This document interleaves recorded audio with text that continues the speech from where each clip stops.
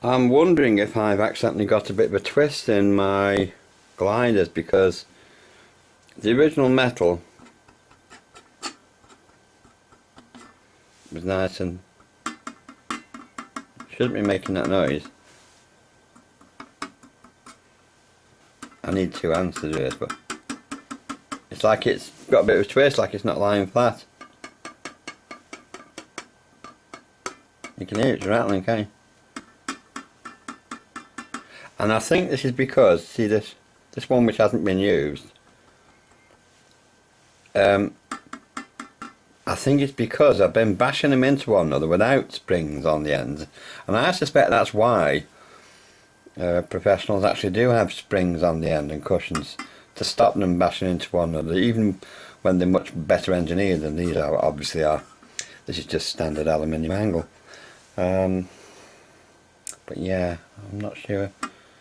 It may be insignificant because also the Airtrack itself, it's not.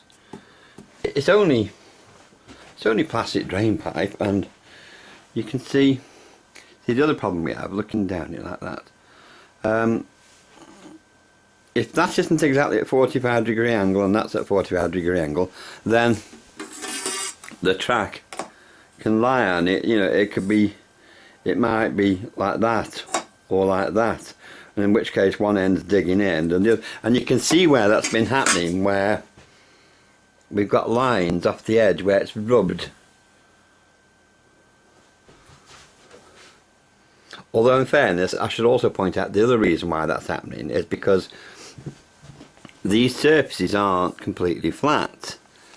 They're a little bit rounded, only a little bit, so that when I'm pumping air through and it's lifting, the air's lifting them off the track, it's lifting them up too much, really. So they've got a tendency to do this, a bit of that, and that introduces inaccuracies, which is why I'm trying to explain to Gary, just honestly, prick won't believe.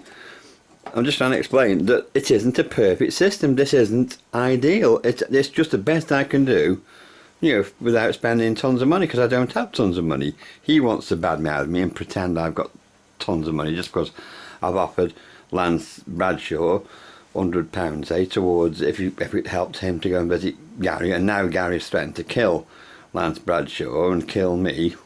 Just, it's ridiculous. I mean, getting threats off somebody who's, we're trying to help to understand the laws of kinetic energy and such like. I mean, I'm no expert in it, obviously, not by a long chalk. All I can do is I can do practical things. I can construct things with my hands, which is what Gary asked for specifically. I do it, and he threatens to kill me. It's just mad. So anyway, and so now I'm being harassed, harangued. I feel under pressure, undue pressure. I don't see why I should, to do experiments that I've made very clear to him. I've already done to the best of my ability, off camera sometimes, and also when I've done them on camera, not very well, because this Airtrack system I built has got so many teething problems with it. But the ones I did do have died, so to speak, on the hard drives. I've got all my hard drives here. So I can't get it out now because there's a table in the bloody way. I can't reach across. But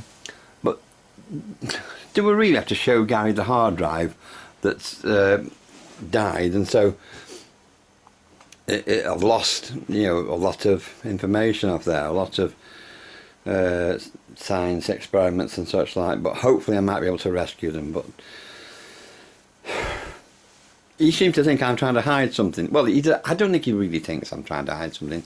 I think it just suits his purpose to pretend that he thinks I'm trying to hide something, so that any numbskulls out there who believe everything he says, and I don't think there are many people who like that, might think, oh yes, Steve Brough's a bad character, like, you know, Steve Brough's only doing this kind of stuff just to show Gary he's a prick. Well, actually, yeah, I am. Gary is a prick. No, but it's not the only reason I'm doing it. I'm doing it because I actually am genuinely curious. Now, anyway, just to explain one or two other things. So, the other thing is, I've blocked up some of the holes because the Airtrack is longer than it needs to be.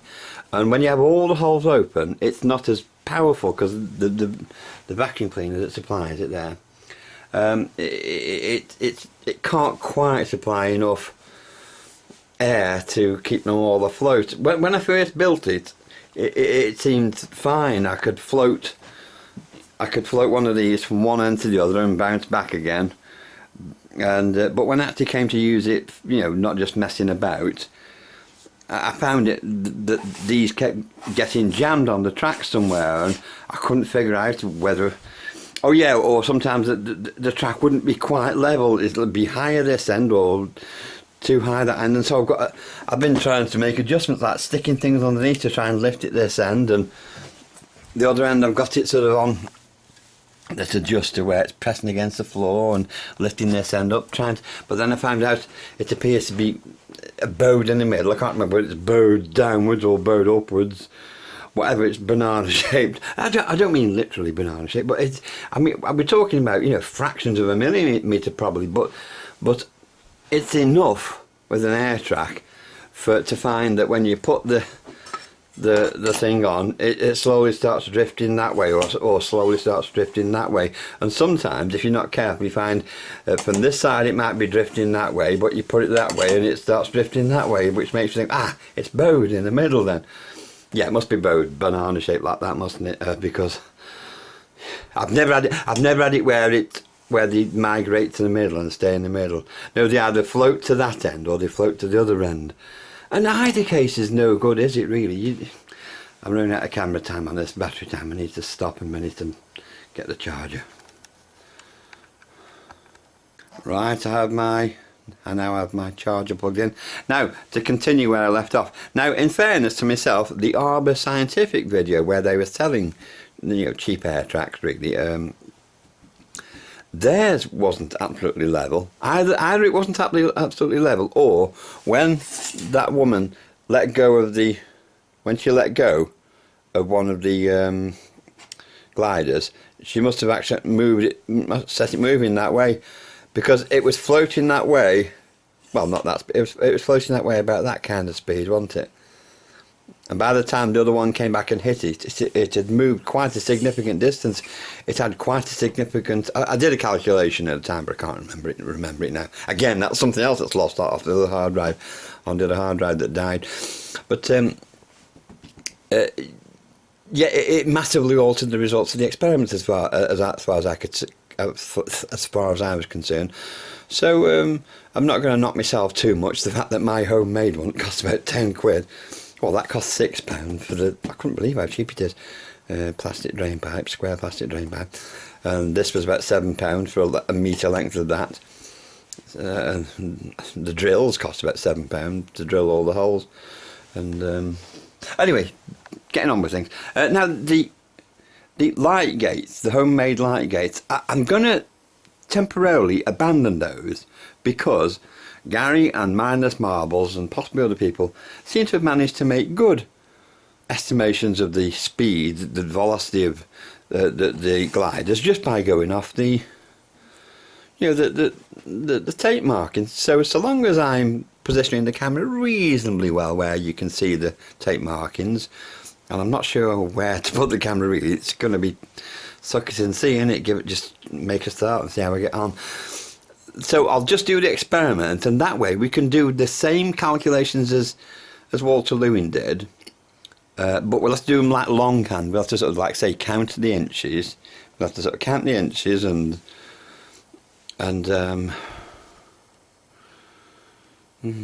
something like that. Do we need a stopwatch on the camera though? How do we do that? I've not got a stopwatch. Or do we... No, I can do it off the video, can't I? I think. Oh, I can't bloody think straight. Anyway, there's got to be a better answer than using my light gates, because the light gates are probably fine if you're doing it in front of an audience where you want instant answers, instant figures, where you can do calculations without fucking about. But in this case, we're in no rush, are we really? All we need to see is a good estimation of the speed, the velocity of the two objects when we do the various experiments. And if we have to just do a little bit of, you know, watching videos, counting inches and so on and so forth and calculations, so be it. It's better than me prattling around with these light gates, which they do work, but one of them has to record on this machine here, but it only comes up on this tiny screen in tiny letters, so you need a separate camera on that, so that's no use, that's neither use nor ornament. And the other one records on the, like a digital display that's on that area on the other machine. It's out of sight, it's just down underneath the table at the moment. And I can have that on display, but that's fairly reasonably clear. But it's just not very, it's very clumsy, and I do have other counters. Hang on, let me go and get one of them a second.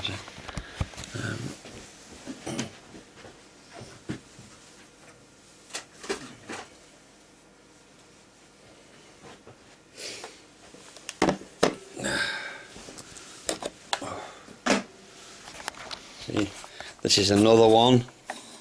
This is another type of counter. Oh, it's made by Quantum, actually. I think these are only about £6-7 or something daft. These are quite cheap. Oh no, Philip Harris had their own version, I think. But I've never. But these only record in hundredths. Is it? Oh. These only record in 1/100th of a second. Not. They don't record thousandths of a second, so it's not as ideal. Plus, I've never sussed out, you know, the trigger thingy. I've never used it yet. There's no battery in it. But this one was a big disappointment. I thought this was going to be the bee's knees, and it was. When it works, it is great. Records in thousandths of a second or milliseconds or microseconds. No, it was fantastic, except that it just stops working randomly, and you end up clicking buttons and checking connections and changing batteries, and nothing will get it going again. Then next day it'll start working again fine sometimes, and sometimes not.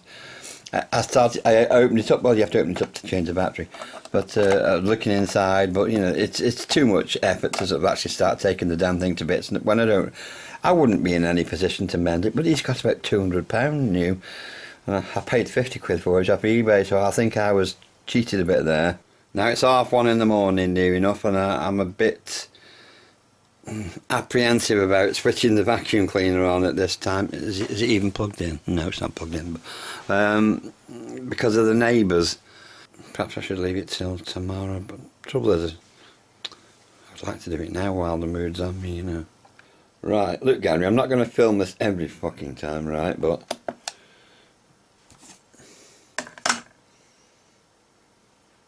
62 grams the one mass,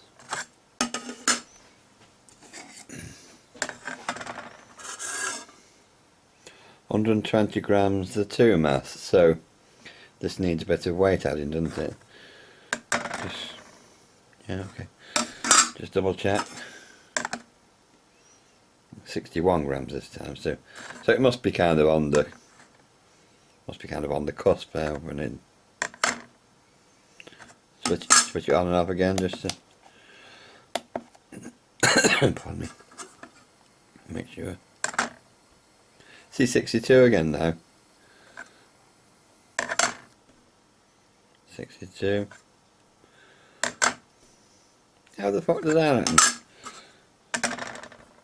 120. 61 again. So it must be on the cusp. 61, 62. So it's barely, so let's say it's just sub 62. Now, so anyway, I'm going to have to, so this must be, so I suppose if this was 123, that would be reasonable to assume that we got it somewhere close there. So what weight can I add to this to make this 123 so it's exactly double the other one? Okay, we'll just be on the safe side. I've added enough extra weights there, three extra Lego pieces to make it 124. Just so I can't be accused of making it underweight. See, it's gone back to 61 again now. Oh, 61. Let's take one of these off maybe. It's 123. Okay, 123. Okay, let's leave it at that. That's new enough, isn't it? Surely. I can't make that frigging much difference, surely, can it? I'm not going to film this every fucking time, Gary, because, let's face it, every time I add springs to this, that's going to change the weight again, and we have to go through this whole procedure again. I'm not going to piss about like that. So I'm not going to record it every frigging time. That makes a very, very, very tedious video and very, very tedious to film, very tedious to upload, very tedious to edit. And no fuck all watch it, least of all Gary. Now, here are, pardon me, here are two springs that I put on the ends, and I had high hopes for these originally, I remember. Obviously just glued to Lego bricks that stick on.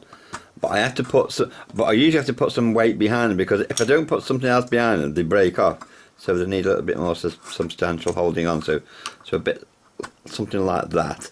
So all this added paraphernalia kind of adds confusion to the experiment, you know. So you need some there, but then that needs proportionally twice the amount. So you end up having to have more on that than that. Oh, anyway. And then you find that that end is disbalanced to that end, so it's tipping forward, and so you have to end up thinking, well, I need to put weight on the other end to counter that. And well, also because the weight of the springs is on that end and the weight of the springs on that end, you're making that tip forward and that tip forward. And also you can't have it, you have to make sure that you're not putting weight on that side or that side, so it's not going that way or that way. It takes a lot more thinking about than Gary appreciates, and then you have to keep double checking the weight and making sure they are 50-50. Then you do the experiment, and then you have problems with your bloody time gates, and you have to change the batteries, or you have to change the sensitivity on the detector, or you have to shield the top with a piece of black paper or something to stop light getting through to it and triggering it. And then you have a bloody coughing fit and you can't fucking concentrate. And then some twat moans that you've not got your camera on a tripod. How am I supposed to show you this with the camera on a tripod, where you can see all that, and you can see that, and you can see that, and you can see something down there, and tough shit, Gary. If you want to see things clearly, do it your fucking self. Pardon me. Anyway, the sum total weight of one spring and one Lego brick behind it supporting it is 7 grams, right? So then I've got to add 7 grams to the other side so that it's not tilting forward. So I've got to effectively add 14 grams to the small one. That means I've got to add 28 grams to that, doesn't it? Soon starts getting messy, doesn't it, and complicated, making that a pointless gesture, really. See, that only applies if there aren't any springs on it at all. Oh, but anyway, so how am I going? Yeah, but anyway, the point I was trying to make about these springs before I got sidetracked is that I had high hopes for these, because these look quite springy and I thought they were appropriate. But I was quite disappointed, I seem to recall, that these were they were too stiff. I think it was almost like, I don't know, the reaction was a bit violent. It wasn't very elastic, really. So I think we need something a bit springier than that. Let me look at what other choices I came up with at the time. And before I forget, these also cause a complication with the weight. The timing flags, because these are what go through the light gate. You have one on either end. No, actually no, you have one there and one in the middle. Goes to the light gate. Sorry, I can't bloody think straight, man. Anyway, so that's another complication weight wise. All these things have to be taken into account. Also, that tends to make them a little bit centre of mass, a little bit top heavy, you know what I mean? So they're more likely to do that. So really you want the centre of mass as low as possible so that they sit on the, you know what I mean, so they sit on the Airtrack nice and cleanly. Now this is a different kind of light gate I tried initially. I gave up on this, but basically it depends what type of timing mechanism you're using. When I was using this timing mechanism, this required an on signal when it went through the light gate there, and an off signal to stop the timer again when it went through then. But this wasn't helping the stability any, because you know it's all floppy now anyway. But when it was fixed properly before, it was a bit of a, it was too messy. I didn't like it. Then when I changed over to using the Yamaha multi-track recorders as a timing method, those require a different signal to start the timer. They require a momentary on, off, and that just starts the timer. Then on, off again, stops the timer. So you have one flag there on the thing, and another one there on the thing at a set distance, and that starts and stops the timer. Another problem we then have with the light gate is that if you send it through too fast, it's too fast for the bloody light gate. It doesn't register every time. So the light gate sometimes limits how fast you can do the experiment. So these are all the things that Gary just doesn't take into account. And now these are some springs. I've got some. I'm still looking for the things where I had them attached to Lego bricks to fix them to the gliders. I tried some like this, well, mainly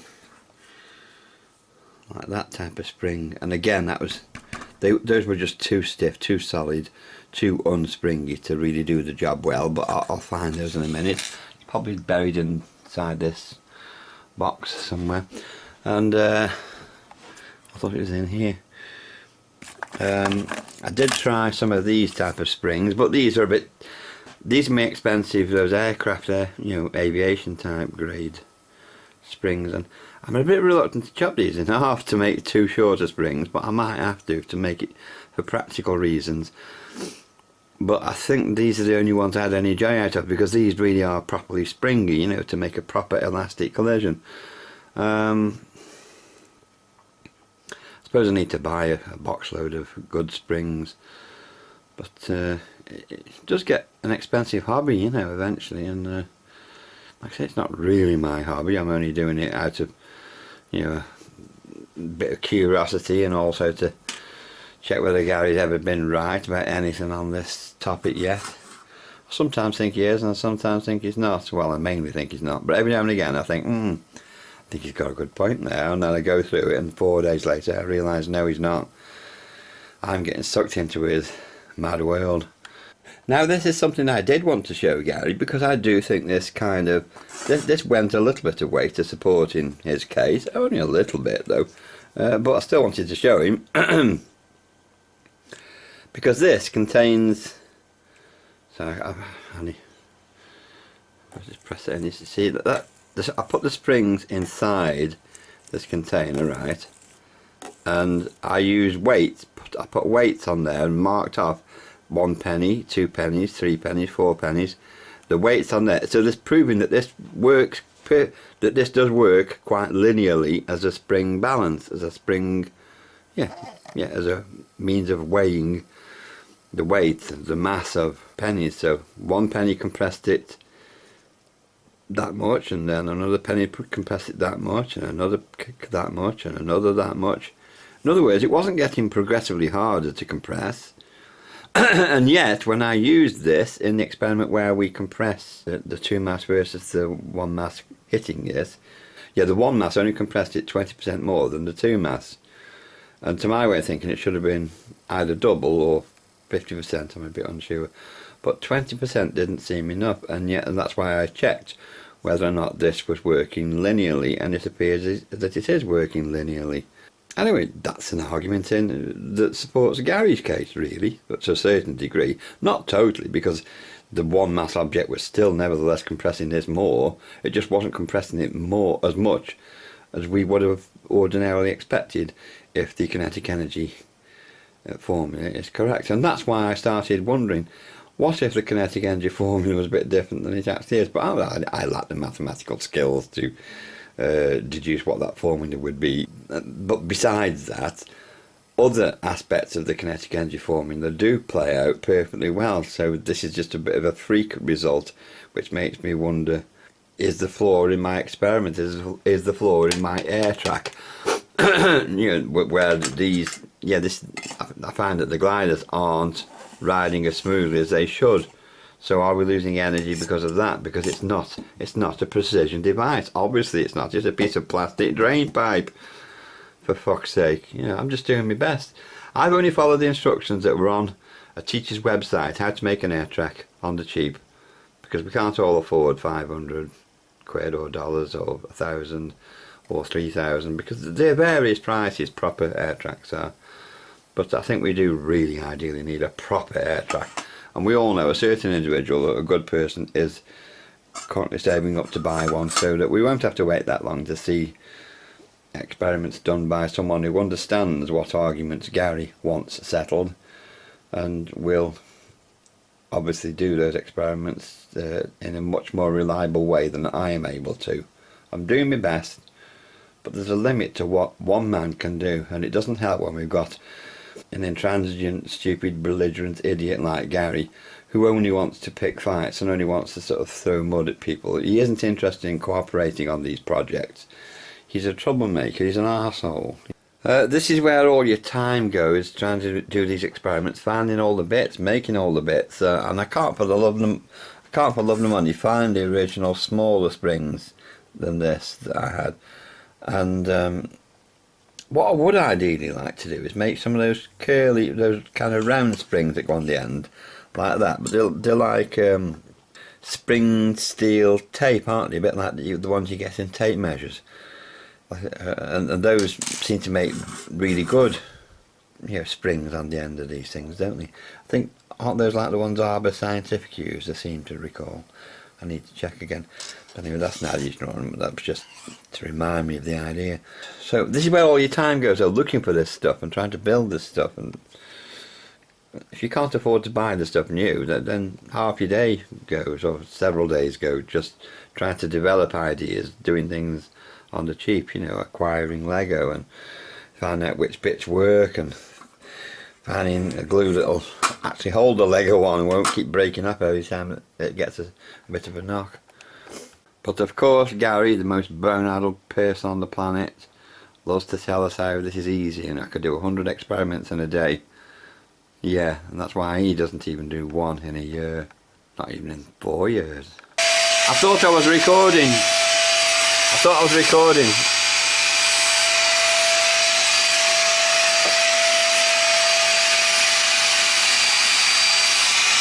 Now I've had a problem where it keeps stopping there. It's had enough get up and go down to keep going to it, but sometimes it just stops there for no good reason.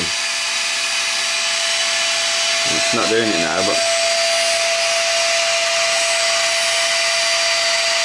but anyway, it's obviously leaning down. It needs lifting up that end a bit.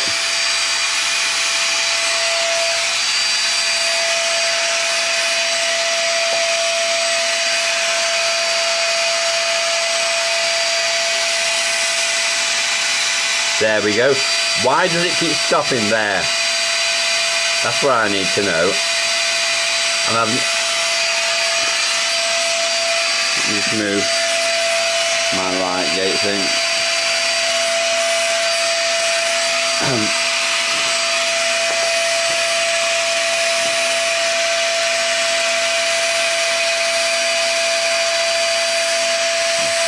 If there's enough momentum, it will go through it. But it's not coming back to me because the track is obviously sloping down away from me, well, from the middle onwards.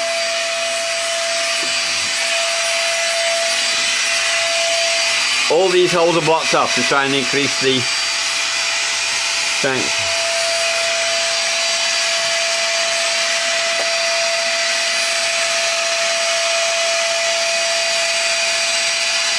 Again, stopped in the same place, and yet it's not obvious why.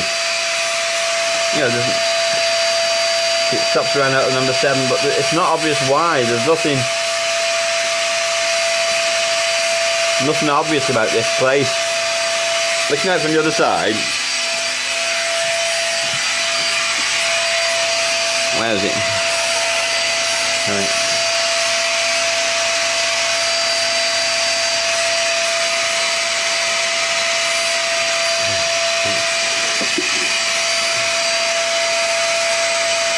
You can see where,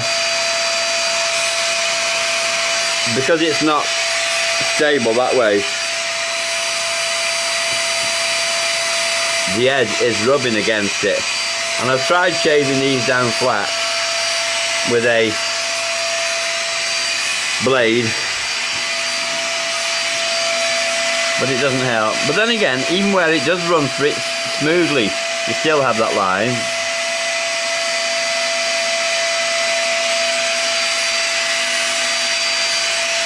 Let's be honest, what we really need is a professional Airtrack, and I can't afford one. Gary can. Gary can afford several. people like me have to either save up for months, like a certain person we know who is doing that right now, someone who's a lot more patient and professional than Gary, more patient and professional than me, but otherwise we have to rely on homemade stuff like this, as if we're in India or something like that, as if we're in an Indian village or something.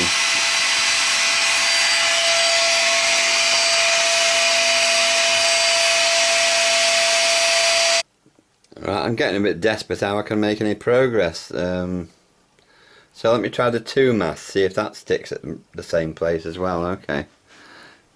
And,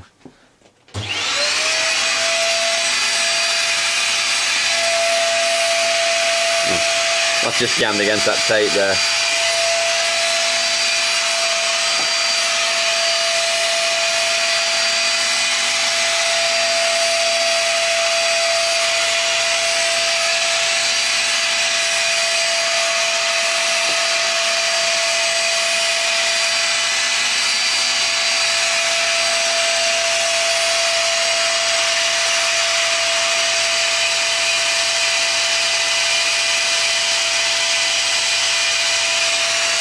See what I mean about the wobble like that?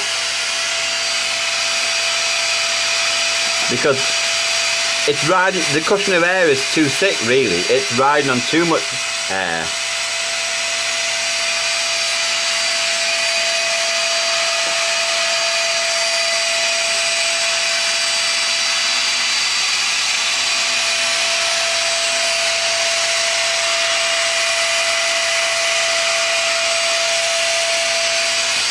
So that one works better than this one.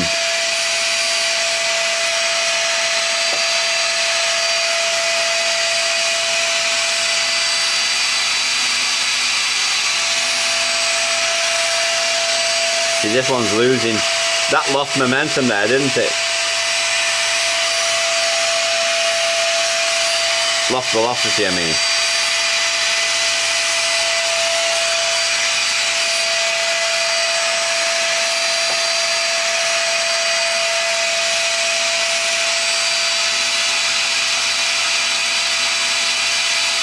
See, there we go again. Almost stopped dead. Well, it has now, hasn't it? Why has it stopped there? Now it's going backwards. See, further along that end, it goes forwards.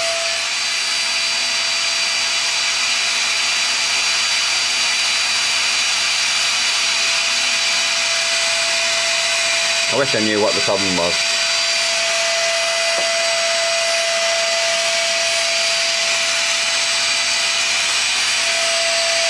Anyway, for what it's worth, let's just do something. So I'll just hold the. That's steady, isn't it? Yeah. Let's just give it a go.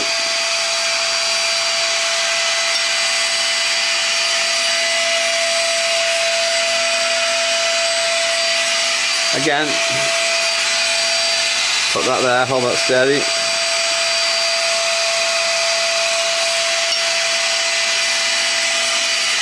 Sorry, yeah.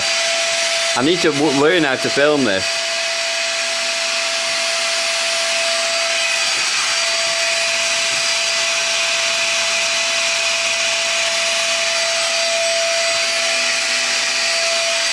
Steady. It's no good if one of them's moving from the start. Moving, you see, that's already moving. That's like in the Harbour Scientific one where it was already moving when we started.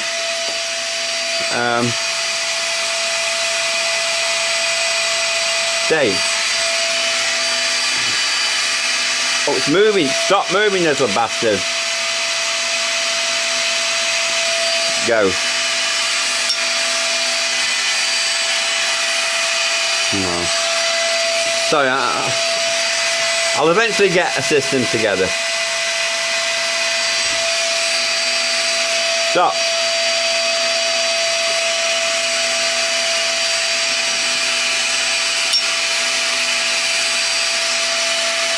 No. Right. Are we on? Give that a go to see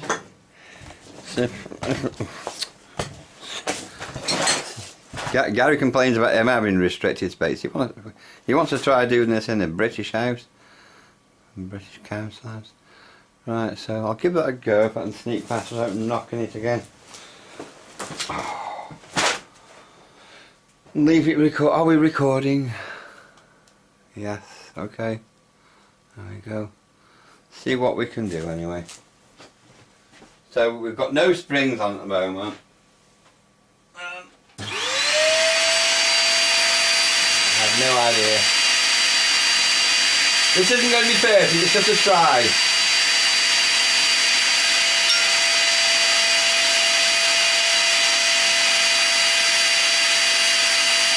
See, but that was, it's obviously floating down that way because that's biased that way. So it's obviously not quite right, is it? If I can lower it a little bit, this end, get some of this, try and level it up a bit.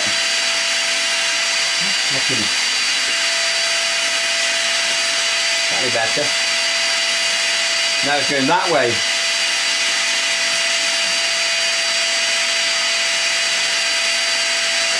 I did put the stuff underneath here for a reason.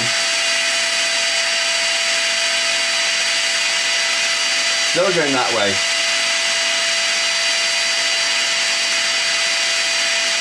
You can't frigging win.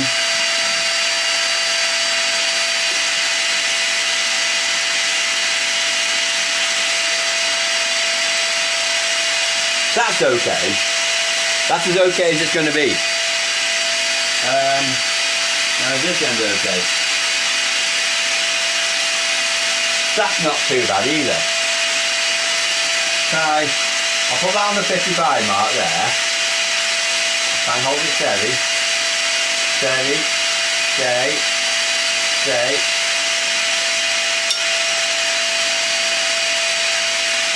Try again.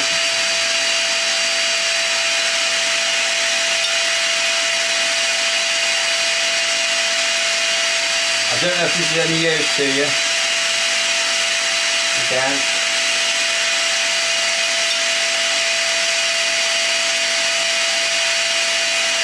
So this is without any strings.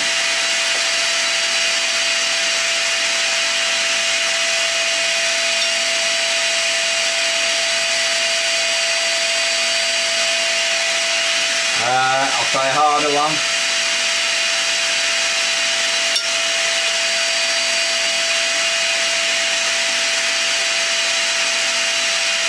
One more go.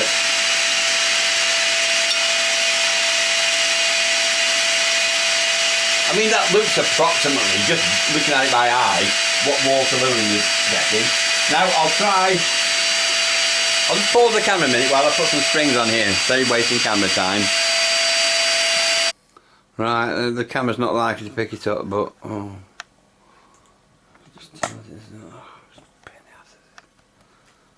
but I've had to work hard to get this.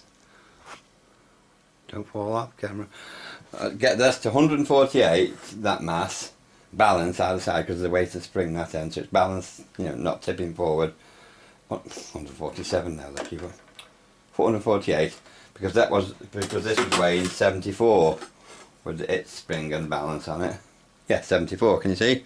Hopefully. Anyway, I'm not going to show you every time I do this kind of stuff because it takes ages, and plus I don't like having to move the camera when I got it set up. So right now, I don't hold out much hope that these springs will perform very well. They didn't seem to last time, I seem to recall on the video that I lost, but you never know. See what happens. Oh, unzoom. Go back. So this has to be here, doesn't it? That'll be about there. Try and make it so you can see everything as much as you can, within reason. Let's see how we go on anyway. I'm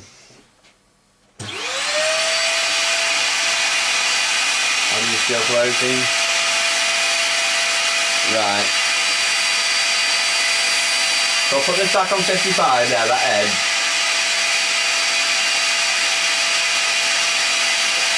Oops, sorry, that was a bit of a misfire.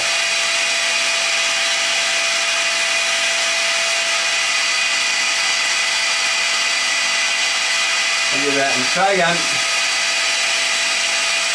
Push it tight.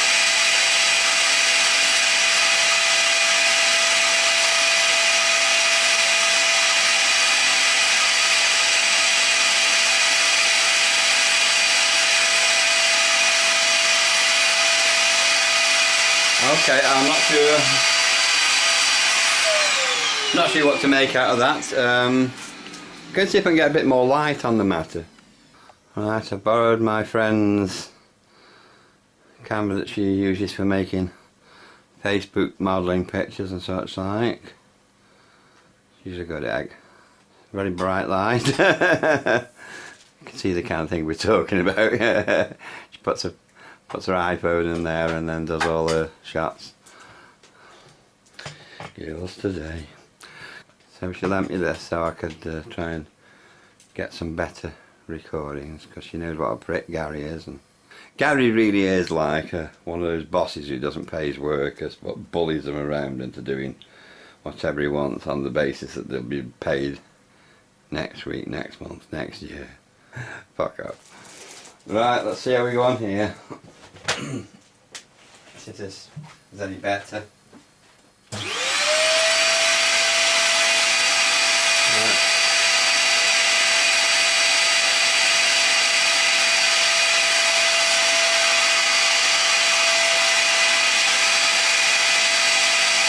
Again.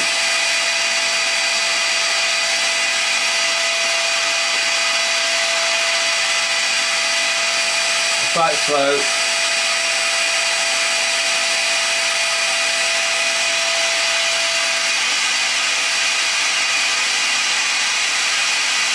I don't know what else I can do really. Crikey, that's a bright light, isn't it? Fuck it up. Yeah, I don't know what else I can do really, to be honest.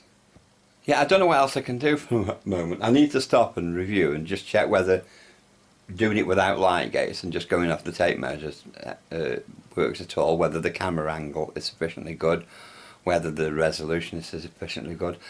Can't remember what frame rate this is. I think it's 30. I think it's, I was going to say 30 IPS, that's 80 per second, that's tape recorders, isn't it? No, I think it's 30 frames per second, but I'll have to check though.